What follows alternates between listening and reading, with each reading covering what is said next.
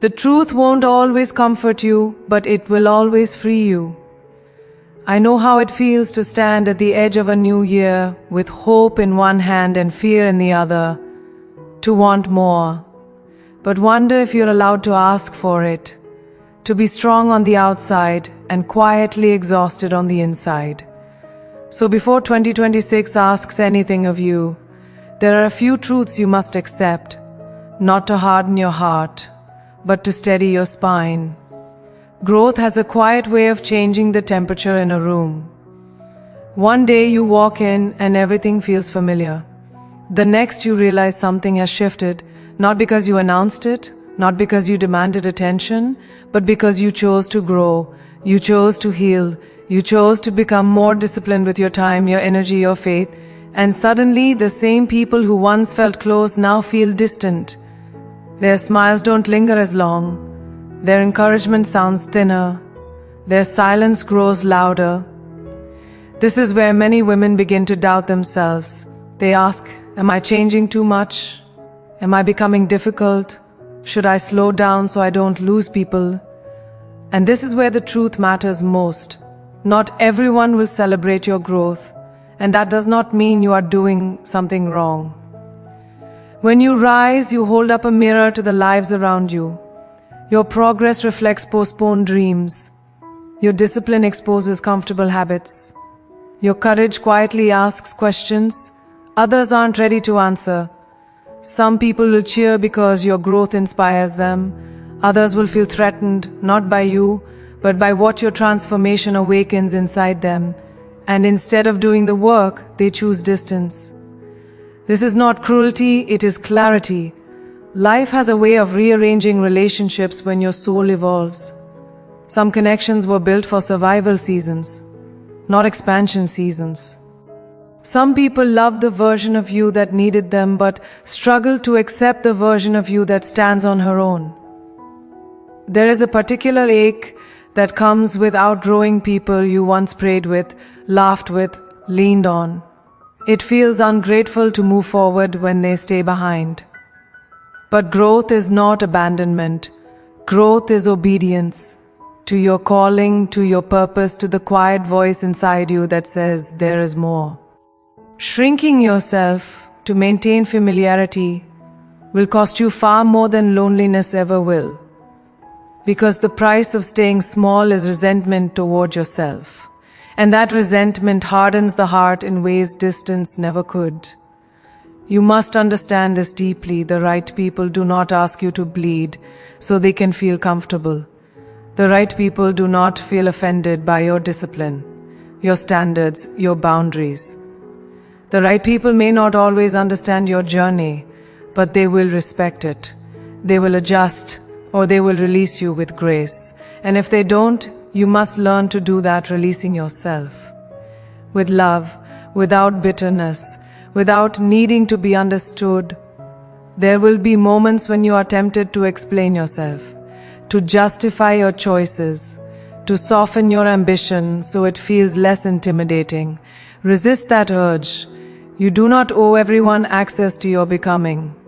Growth is sacred. It is quiet work. It happens in early mornings, in prayers whispered through tears, in nights where discipline replaces comfort. Not everyone deserves a front row seat to that process. Some people only knew the old version of you because that was all they were meant to know. Letting go does not always look dramatic. Sometimes it is simply choosing not to chase, not to convince, not to overextend. It is choosing peace over performance. Trust that when a door closes without explanation, it is often protection disguised as loss. Trust that space can be a gift. Trust that what falls away makes room for what aligns. As you move forward, remind yourself gently, you are not responsible for managing other people's comfort with your growth. Your responsibility is to remain honest with yourself, faithful to your values, and brave enough to keep walking even when the applause fades. Some seasons are quiet because they are planting seasons. Roots grow in silence. Strength forms underground. And when it is time to rise fully, The people meant to stand beside you will recognize you, not by who you used to be, but by who you had the courage to become. Stay soft, stay grounded, stay moving. Growth will always cost you something. Let it never cost you yourself. Love is one of the most beautiful forces we experience as women. We are raised to nurture it, protect it, pour into it endlessly. We are praised for our patience, our empathy, our ability to hold space for everyone else's emotions, while quietly setting our own aside. Somewhere along the way, many women learn to measure their worth by how much they can tolerate, how much they can forgive, how much they can give without asking for anything in return. And for a long time, that kind of love feels noble. It feels right. Until one day, it feels heavy. Until one day you realize you are tired in a way sleep cannot fix. This is where the hard truth arrives. Love alone is not enough. Not in friendships, not in family, not in relationships. Without boundaries, love slowly turns into self-erasure. You begin to disappear in small ways. You stop saying what you need because it feels inconvenient. You start accepting behavior that hurts you because you don't want to be difficult. You convince yourself that endurance is strength. But endurance without respect is not strength. It is survival. And survival is not what you were created for. Boundaries are often misunderstood. They are seen as cold, harsh, selfish, especially when they come from women. When a woman sets boundaries, she is labeled guarded, emotional, unkind. But boundaries are not walls built to keep people out. They are guidelines that teach people how to love you well. They are acts of honesty. They say, this is where I end, this is where I begin, this is what I can give, and this is what I cannot carry. Without them, love becomes confused. It becomes draining. It becomes unsafe for your spirit. There will be moments when setting a boundary feels uncomfortable. Your voice might shake, your heart might race. You might replay the conversation in your mind 100 times afterward, wondering if you were too firm, too clear, too much. That discomfort does not mean you were wrong. It means you are breaking a pattern that once kept you accepted but exhausted. Growth often feels like guilt at first, especially for women who are conditioned to prioritize harmony over honesty. You must learn to trust that protecting your energy is not an act of cruelty. It is an act of stewardship. Your time, your peace, your emotional capacity, they are sacred resources. When you give them away carelessly, you have nothing left for the things that truly matter. Boundaries allow you to show up with sincerity instead of resentment. They allow you to give from overflow, not obligation. They allow love to stay clean, not contaminated with unspoken anger. Some people will resist your boundaries. They will test them. They will question them. They may even accuse you of changing. In truth, you are changing. You are choosing clarity over chaos. You are choosing self-respect over approval. And the people who benefited from your lack of boundaries may not applaud that choice. Let them be uncomfortable. Their discomfort is not your emergency. Pay attention to how people respond when you honor yourself. The ones meant to stay will adjust. They may ask questions, they may need time, but they will try. The ones who leave are often attached to what they could take from you, not who you truly are. This is painful, but it is also revealing. Boundaries don't push the right people away, they reveal who never planned to stay in a healthy way. You are allowed to say no without explaining your entire history. You are allowed to rest without RNing it. You are allowed to change your mind. You are allowed to protect your peace even when it disappoints others. Love does not require you to abandon yourself. Real love meets you with respect, patience, and accountability. As you move forward, remember this: boundaries are how you teach the world that your presence is valuable. They are not about controlling others. They are about being honest with yourself. When you honor your limits, you invite relationships that are rooted in mutual care, not silent sacrifice. And that kind of love, The kind that honors both giving and receiving is the only kind that sustains you. You are never meant to pour until you are empty. You are meant to love wisely, with courage, with clarity, and with enough respect for yourself to know that your heart deserves protection too. There are wounds you never asked for, moments that changed you without your consent, words spoken that stayed long after the sound faded, choices made by others that altered the direction of your life. And if we're honest, one of the most painful realizations a woman comes to is this: you can do everything right and still be hurt, still be betrayed. I'm still disappointed. That truth alone can make your heart heavy. But there is another truth that follows it, one that is even harder to accept, and even more necessary if you want to walk into the future free. You are responsible for your healing, even when you are not responsible for the hurt. This does not mean what happened to you was acceptable. It does not minimize the pain. It does not excuse the people who failed you. It simply acknowledges something powerful. If you do not take responsibility for your healing, the pain will continue to make decisions on your behalf. Unhealed wounds speak. They choose who you trust. They shape how you love. They determine what you tolerate. And slowly, without realizing, you begin living life in reaction rather than intention. Many women wait for closure that never comes, an apology that is never spoken, accountability that is never taken, and in that waiting, years pass. Joy is delayed, growth is postponed, healing cannot depend on someone else's awareness. It has to begin the moment you decide your life is too precious to remain defined by what broke you. Healing is not about forgetting, it is about remembering without bleeding. Taking responsibility for your healing is an act of courage. It means choosing to sit with uncomfortable emotions instead of numbing them. It means asking yourself hard questions. Why does this still hurt? Why do I react this way? What am I protecting? It means allowing yourself to grieve, not just people, but versions of yourself that didn't exist because you were busy surviving. There is no weakness in that grief. There is wisdom in it. Healing also requires patience. You do not get over pain on a schedule. Some days you feel strong, grounded, at peace. Other days, something small cracks you open again.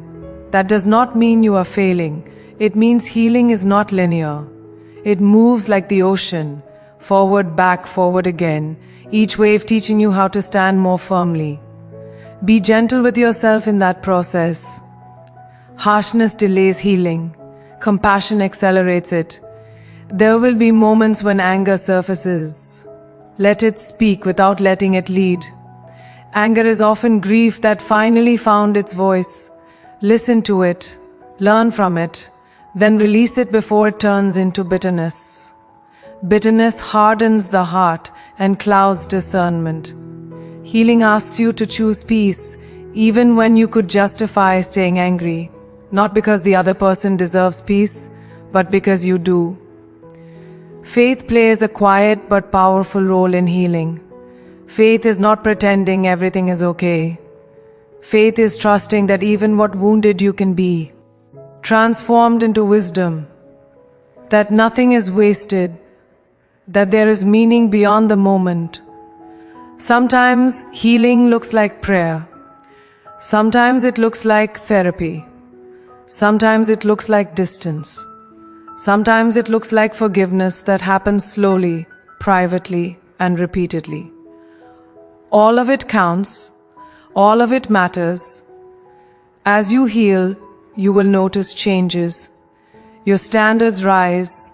Your tolerance for chaos drops. Your intuition sharpens. You no longer chase what once triggered you.